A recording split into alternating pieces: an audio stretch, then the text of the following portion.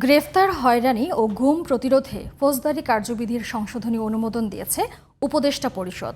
বৃহস্পতিবার রাজধানীর তেজগাঁওয়ে প্রধান উপদেষ্টার কার্যালয়ে ডক্টর মোহাম্মদ ইউনূসের সভাপতিত্বে অনুষ্ঠিত বৈঠকে এই অনুমোদন দেওয়া হয়। গ্রেফতারের আগে আইনশৃঙ্খলা বাহিনীর সদস্যকে অবশ্যই তার পরিচয় জানাতে হবে এবং 12 ঘন্টার মধ্যে গ্রেফতারের কারণ ও অবস্থান অবহিত করা বাধ্যতামূলক করা হচ্ছে আইনের সংশোধনীতে। স্থানীয় সরকার নির্বাচনে দলীয় প্রতীক না রাখা সহ স্থানীয় সরকার বিভাগ সংক্রান্ত 4টি আইনের খসড়া অনুমোদন দিয়েছে উপদেষ্টা পরিষদ। পরে ফরেন সার্ভিস একাডেমি মিলনায়তনে উপদেষ্টা পরিষদের বৈঠকের বিস্তারিত তুলে ধরেন আইন ও এলজিআরডি উপদেষ্টা। সাজ্জাদ হোসেনের রিপোর্টে বিস্তারিত।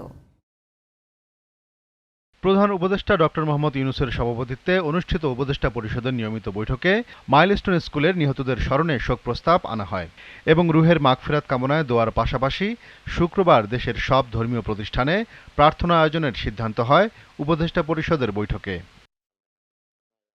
মাইলস্টোন স্কুলের নিহত দুজন শিক্ষককে রাষ্ট্রীয় সম্মাননা প্রদান এবং দুর্ঘটনায় নিহতদের পরিবার এবং আহতদের চিকিৎসা সেবায় সরকারের পক্ষ থেকে প্রয়োজনীয় সব সহায়তা দেওয়ার সিদ্ধান্ত হয় উপদেষ্টা পরিষদের বৈঠকে। দুজন শিক্ষিকা, ওনাদেরকে উপযুক্ত রাষ্ট্রীয় সম্মাননা প্রদান করা হবে। গ্রেফতার, হয়রানি ও গুম ঠেকাতে ফৌজদারি কার্যবিধির সংশোধনী অনুমোদন দেওয়ার কথা জানান আইন উপদেষ্টা ডক্টর আসিফ নজরুল।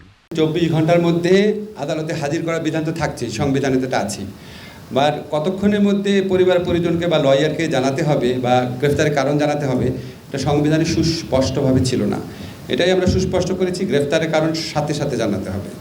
আর গ্রেফতারকৃত ব্যক্তির পরিবার, বন্ধুবান্ধব বা লয়ারের সাথে যোগাযোগ করতে হবে 12 ঘন্টার মধ্যে। নিয়মিতভাবে প্রত্যেক থানায়, জেলা সুপারের কার্যালয়ে, পুলিশ হেডকোয়ার্টারে গ্রেফতারকৃত ব্যক্তিদের তালিকা থাকবে। মূল্যস্ফীতি বিবেচনায় জাতীয় পে স্কেলের আওতাভুক্ত সরকারি কর্মচারী ও কর্মকর্তাদের জন্য বৈঠকে নতুন পে কমিশন গঠনের সিদ্ধান্ত হয়েছে বলে কারণে যেই বেতনের যে অ্যাডজাস্টমেন্ট সেটা এখনো ঠিকমতো হয়নি, সেই জন্য গভর্নমেন্ট মনে করেছে যে একটা পে স্কেল হওয়া উচিত। এলজিআরডি উপদেষ্টা জানান, স্থানীয় সরকার নির্বাচনে দলীয় প্রতীক না রাখা সহ স্থানীয় সরকার বিভাগ সংক্রান্ত 4টি আইনের সংশোধনী অনুমোদন দিয়েছে উপদেষ্টা পরিষদ।